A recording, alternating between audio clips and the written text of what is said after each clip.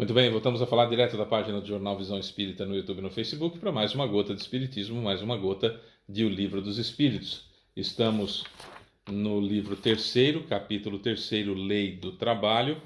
Estamos no item Necessidade do Trabalho. Necessidade do Trabalho, questões 677, 678 e 679, 677, 678 e 679. Compartilhe, comente, curta, porque fazendo isso você ajuda na divulgação da doutrina espírita. Nós não ganhamos nada com o vídeo, então fazendo isso você não vai monetizar para a gente. Mas o YouTube e o Facebook compartilham, sugerem, recomendam os vídeos para outras pessoas se eles tiverem bastante curtidas, bastante comentários. É isso, tá bom? Vamos lá. 677. Por que a própria natureza se encarrega de satisfazer todas as necessidades dos animais? Porque a questão é a necessidade do trabalho, tá? Entendemos que há necessidade do trabalho, o trabalho é imposto ao homem. Então Kardec pergunta, por que a própria natureza se encarrega de satisfazer todas as necessidades dos animais e nós não? Resposta. Tudo trabalha na natureza.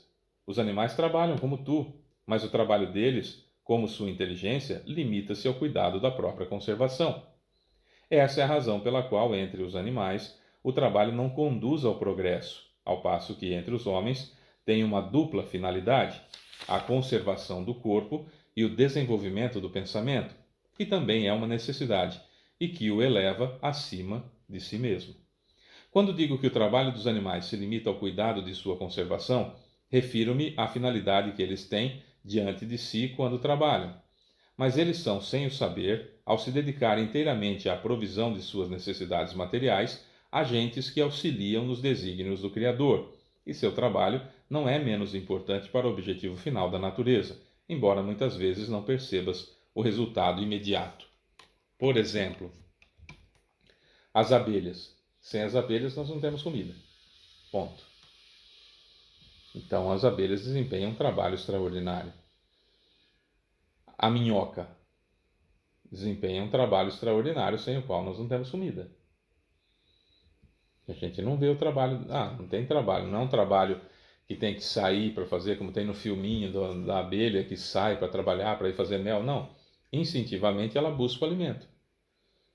Busca o néctar para trazer, para fazer o mel, para fazer a geleia real, fazer o própolis, enfim, né? Para abastecer a própria colônia e tudo mais. E o pólen que fica grudado nas patinhas, que fica grudado nelas, vai fecundando de um lugar ao outro, etc, etc. Certo? Formiga, insetos de uma forma geral, os animais maiores e menores, tudo está ligado na cadeia alimentar. Então, no filme O Rei Leão, por exemplo, é muito bacana quando o Mufasa está explicando para o Simba que tudo está num círculo sem fim de beleza das leis da natureza, né? Que tudo se encadeia na natureza. Ele fala, nós estamos no topo da cadeia alimentar.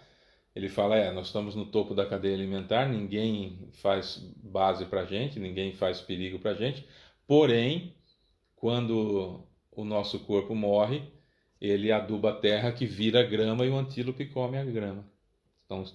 Estão todos ligados. É muito bacana isso. Fábio, você está falando de ficção? Estou falando de ficção porque é interessante. Né? A arte é interessante, ela tem muitas coisas que dá para a gente tirar. Tem umas bobagens terríveis, mas tem muita coisa boa que dá para a gente tirar também. Então a lei do trabalho, ela é extremamente importante para todos nós, e os animais estão trabalhando o tempo todo. Ao buscarem o tempo todo a subsistência, estão trabalhando em prol da natureza como um todo, desde fertilização, da própria procriação para a alimentação humana também, etc, etc. Tudo gira. Dizem, por exemplo, que do boi só não se aproveita o berro, né? Porque do resto se aproveita tudo. Realmente, quanto progresso não se fez a partir disso também. Os próprios dinossauros que resultou no petróleo que nós temos hoje, a grosso modo. Não é? Então, enfim, tudo se encadeia na natureza, tudo trabalha. Só que, aparentemente, os animais recebem tudo de mão beijada, não é verdade? Não é verdade. Tem que trabalhar e trabalhar muito para conseguir as aves conseguirem criar seus ninhos. Quanto que tem que viajar uma andorinha para não morrer de frio e quantas morrem no caminho de longas e longas jornadas. Se nós pararmos para analisar, nós vamos ver que tudo trabalha, todos trabalham. A diferença é que nós, seres humanos, quando estamos a trabalhar, estamos desenvolvendo a nossa inteligência e amadurecendo e evoluindo, coisas que com os animais isso permanece estável. Certo?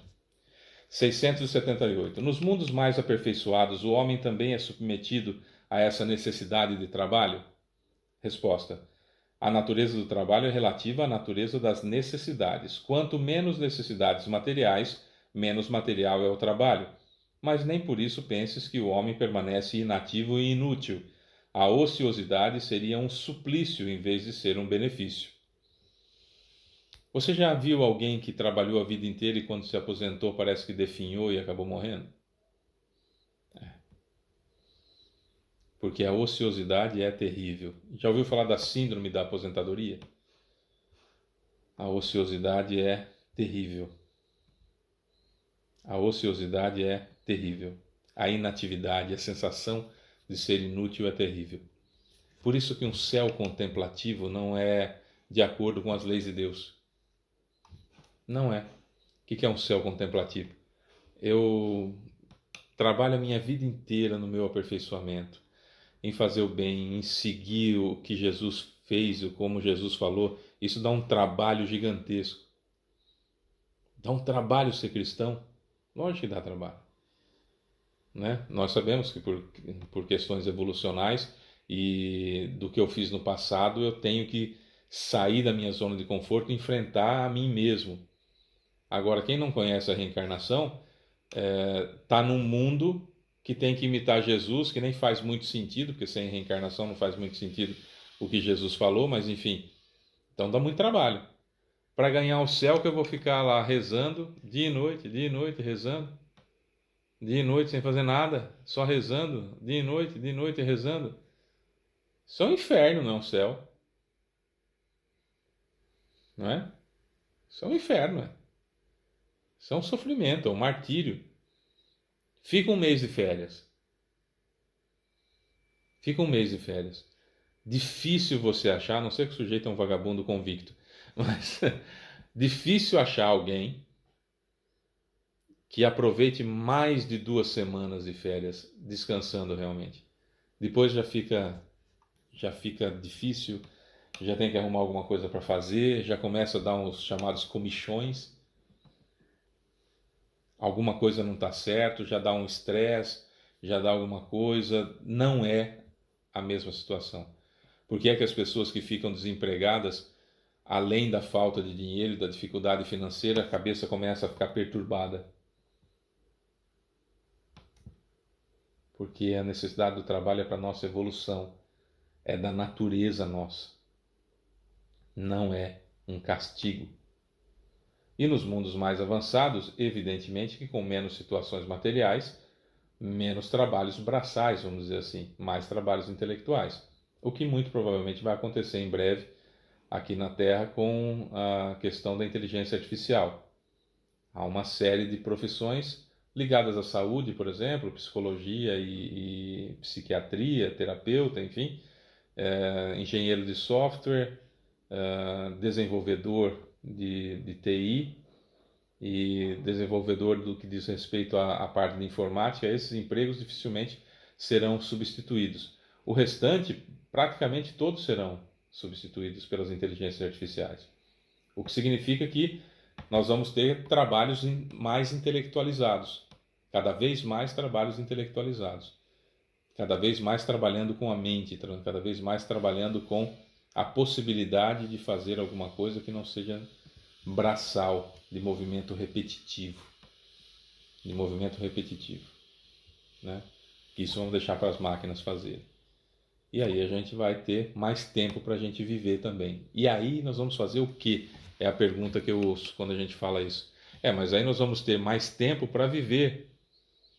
E aí a resposta é: para fazer o quê?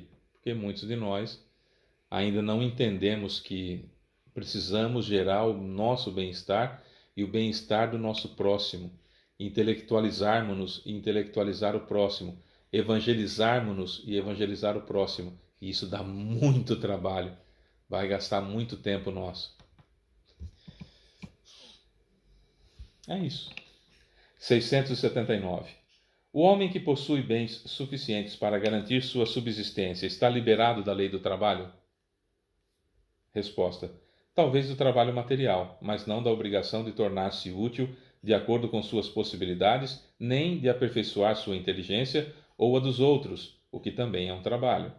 Se o homem a quem Deus concedeu bens suficientes para assegurar sua subsistência não é obrigado a alimentar-se com o suor do seu rosto, a obrigação de ser útil aos seus semelhantes é tanto maior para ele, quanto a parte que lhe coube adiantadamente lhe der maior tempo livre para fazer o bem. Aquilo que a gente falava agora há pouco, no comentário, não nesse vídeo, no vídeo anterior, que a gente falava daquele sujeito especulador da Bolsa Financeira, da Bolsa de Valores. Está usando a sua inteligência só para acumular mais, e só acumular, não faz nada mais do que acumular. Pode viver o resto da vida. E quantos nós temos assim que falam, eu tenho muito mais do que eu preciso para viver o resto da minha vida, e continua acumulando, e continua acumulando, e continua acumulando, e não faz aquilo gerar, bons salários, boas remunerações, não faz aquilo gerar uma bola bacana de neve que vai crescendo, né? Veja bem, eu sou rico, sou milionário, só vou acumulando, é só dinheiro, só dinheiro, só dinheiro. E as pessoas que vivem comigo, e as pessoas que trabalham para mim, têm conforto nas suas casas? Têm tranquilidade em suas casas?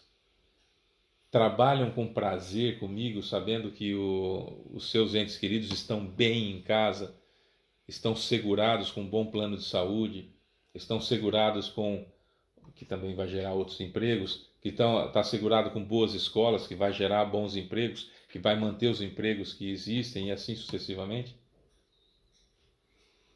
É esse o ponto. É esse o ponto. Eu não tenho muito dinheiro porque Deus olhou para mim e falou assim, não, eu gosto mais do Fábio, eu vou dar mais dinheiro para ele. Às vezes a gente até fala, nossa, eu acho que Deus gosta mais daquele lado que gosta de mim. Às vezes a gente até pensa nisso, quando a gente está meio revoltado. Agora, via de regra, o sujeito que tem muito, ele tem certeza que Deus gosta mais dele do que dos outros. Por isso que Jesus falou, é mais fácil entrar um camelo pelo buraco da agulha do que um rico entrar no céu. Ah, Fábio, mas aí então fica difícil a gente ser rico e ser espírita. Não, bem. Gire a roda da economia. Você tem condições de comprar uma Mercedes? Compre a Mercedes. Faça o seguro dela. Gire a roda da economia. Que a fábrica vai ter que fazer outra para vender. Sabe? Gire a roda da economia. Se você tem funcionários, faça-os ter uma boa vida. Ah, mas o piso salarial o piso salarial é aquele, é o piso. Dê uma remuneração decente. Invista nos seus funcionários.